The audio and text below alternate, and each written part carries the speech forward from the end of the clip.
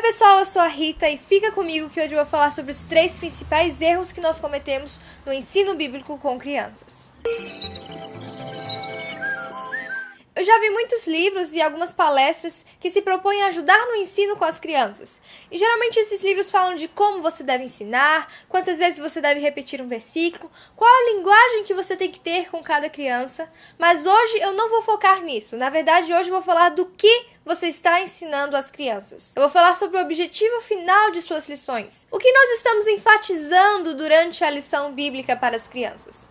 Porque eu acredito que nós muitas vezes escolhemos os objetivos errados para apresentar às nossas crianças com as lições bíblicas. Eu percebi isso analisando as revistas de escola dominical que eu utilizava nas minhas salinhas durante todo o tempo em que eu ensinei para as crianças. E os exemplos que eu vou utilizar aqui são todos reais, ou seja, são lições que realmente foram criadas e estão em revistas de escola dominical e que eu tive contato nas minhas salinhas principalmente de 4 a 6 anos. O primeiro e mais frequente erro que nós cometemos no ensino de crianças é o moralismo. Não que o ensino moral seja errado, na verdade, o ensino moral, ele é bíblico. Nós precisamos ensinar o que é certo às crianças, nós precisamos ensiná-las aquilo que devem fazer e aquilo que não devem fazer. O problema é que nós queremos usar todas as histórias bíblicas para mostrar às crianças aquilo que elas podem e não podem fazer. E muitas vezes nós transformamos a Bíblia em um livro de faça e não faça. E aí, nesse grande moralismo, nós pegamos a história de Barnabé, por exemplo, para ensinar às crianças que elas devem, assim como Barnabé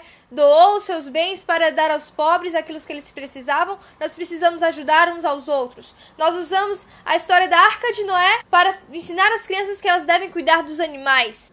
Sério, existe uma lição sobre isso. Nós usamos a história de Elias quando subiu aos céus e deixou sua capa para Eliseu para mostrar às crianças como é importante nós darmos presentes uns aos outros.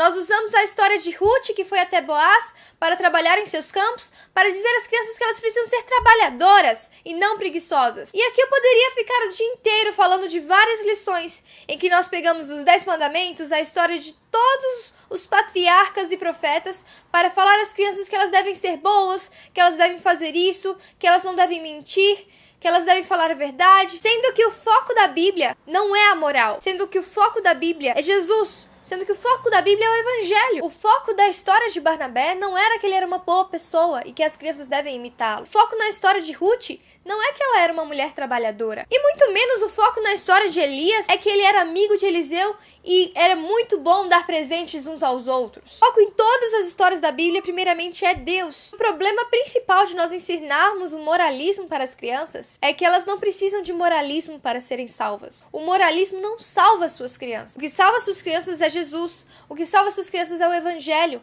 E é isso que você precisa desesperadamente passar para elas. A única coisa que o moralismo faz às suas crianças é torná-las uma criança educada que está indo em direção ao inferno. E aí nós crescemos com uma geração de adolescentes que está muito mais preocupado se saber se tatuagem é certo ou errado, se beber é certo ou errado, do que em realmente saber o que Deus quer para a sua vida. Elas querem muito mais uma aprovação de Deus do que glorificar e agradar a Deus com suas vidas. O segundo erro que eu vejo nas nossas lições é a psicologia da autoajuda. Muitas vezes nós usamos como objetivo principal de uma lição mostrar para a criança que ela deve ser como ela é, que ela deve gostar dos seus caixinhos, que ela deve gostar de como ela é, que ela deve se sentir uma pessoa importante para Deus, uma pessoa importante dentro da sua família, sendo que esse não é o ensino principal das Escrituras. Não vejo problema na psicologia da autoajuda em si. Eu creio que muitas pessoas precisam realmente serem ajudadas e a psicologia pode nos dar muitas ferramentas para ajudarmos as pessoas. Porém, este não pode ser o foco da sua lição para as crianças. Este não pode ser o que você está enfatizando domingo após domingo para ela. Em uma lição que eu li sobre a transfiguração, onde Jesus encontra Elias e Moisés, a lição gostaria que eu falasse para as crianças que assim como Jesus mostrou aos discípulos quem ele realmente era, nós também não precisamos ter vergonha de quem nós somos, mostrar realmente quem nós somos às pessoas. Não dá para concordar que esse é o foco dessa passagem. Jesus subiu ao monte da transfiguração, logo ele seria crucificado. Elias e Moisés estavam falando a respeito deste momento com Jesus, um momento chave para a nossa salvação. E o que você fala para a criança é que ela precisa ser sincera, que ela precisa ser como realmente ela é para os outros. O foco da Bíblia não é a psicologia da autoajuda. A Bíblia não é um livro de psicologia de autoajuda. A Bíblia foi feita para nos falar de Jesus, para nos falar de Deus. É isso que nós precisamos falar e enfatizar para as crianças. Quem é Deus? Quem é Jesus? Qual é a nossa necessidade de Cristo? Qual é a nossa necessidade de salvação? E a principal consequência de plantar autoajuda nas crianças é que elas crescerão pessoas que buscarão autoajuda nas pregações, que buscarão autoajuda nas igrejas. Elas gostarão de ouvir que elas são importantes. Elas procurarão igrejas que digam que ela precisa ser como ela era e não se importar com o que os outros pensem. E nós seremos os culpados disso. E o terceiro erro que eu percebi nas revistas de escola dominical é um problema de misturar muitas vezes histórias reais com histórias inventadas. Não que eu veja um problema em si nas histórias inventadas. Eu creio que Deus usou muitos homens de Deus para criarem histórias belíssimas que nos ajudam a mostrar o Evangelho para as crianças, que nos ajudam a mostrar o que a Bíblia ensina para as crianças. O R.C. Sproul mesmo, ele fez alguns livros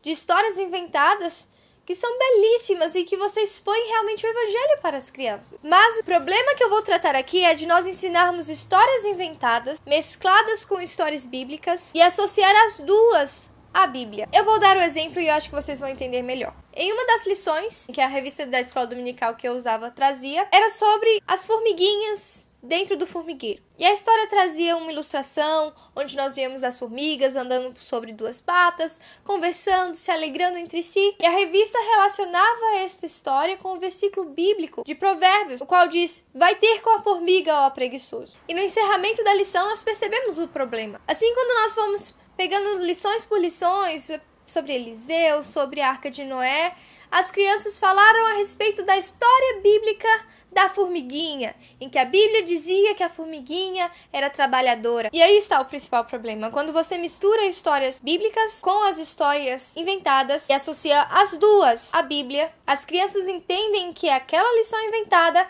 faz parte da Bíblia. E o grande problema desse erro é a criança entender que a Bíblia é apenas um livro com muitas histórias fantasiosas, em que um homem abre o mar vermelho, a formiguinha fala com as outras.